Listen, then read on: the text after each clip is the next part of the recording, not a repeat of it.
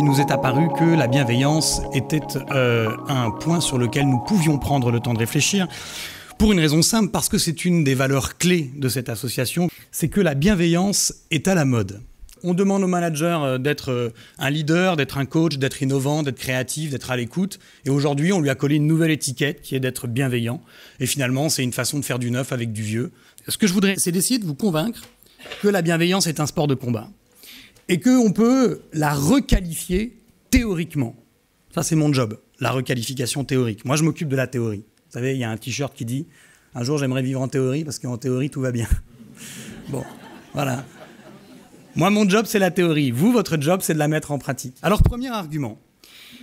La bienveillance, elle implique une compréhension effective de la solidarité. Nous sommes nés pour collaborer, comme les pieds, les mains, les paupières ou les deux rangées de dents, celle du haut et celle du bas. Il est contre nature de s'opposer les uns aux autres. La bienveillance, sous son côté nunucherie, comme dirait l'autre, eh bien, en fait, elle porte en elle la compréhension intime de ce que c'est que la solidarité. Nous ne sommes rien sans les liens qui nous constituent. Et la bienveillance, ça n'est que l'actualisation affective de cette solidarité.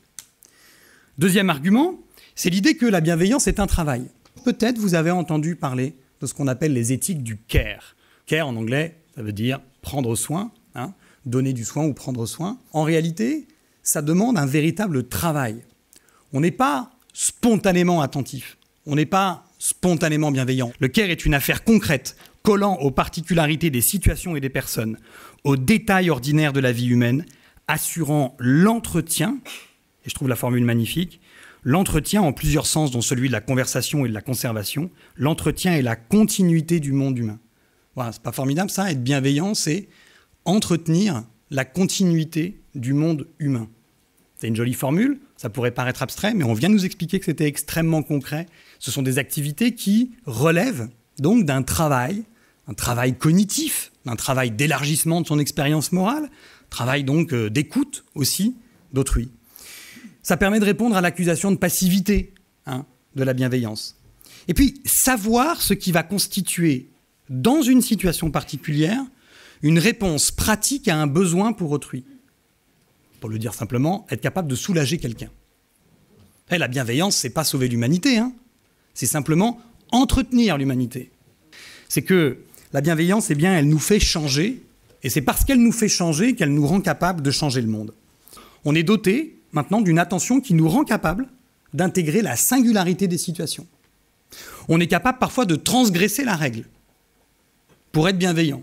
Autre transformation de la bienveillance, c'est qu'elle nous rend capable d'accepter l'erreur. D'accepter l'erreur comme étant en fait une étape. Ça nous permet donc de déformater un grand nombre de capacités cognitives qui ont été formatées. Vous savez, on nous apprend à calculer sur du général, à avoir des avis généraux, à nous dire que le détail ne compte pas. Non, ça nous apprend à penser différemment. Et puis, dans l'ordre de la transformation de soi, ça nous apprend aussi à reconnaître notre propre vulnérabilité. Étant entraîné à reconnaître la vulnérabilité des autres, ce dont les autres peuvent avoir besoin, étant entraîné à être bienveillant envers autrui, pourquoi ne serais-je pas aussi bienveillant vis-à-vis de moi-même ? Mieux encore, comment pourrais-je être authentiquement bienveillant pour autrui si je ne suis pas bienveillant pour moi-même ?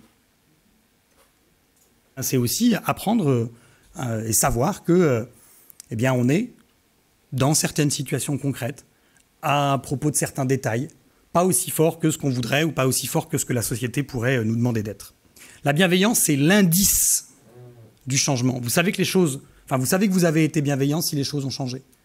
Si elles n'ont pas changé, vous avez beau avoir beaucoup voulu, vous n'avez peut-être pas suffisamment travaillé. Enfin, je dis vous, nous n'avons pas suffisamment travaillé, nous n'avons pas été suffisamment attentifs aux détails, nous n'avons pas suffisamment amélioré notre perception de ce qui était de l'ordre du besoin pour la personne envers qui je devais être bienveillante. Je vous remercie de votre bienveillance.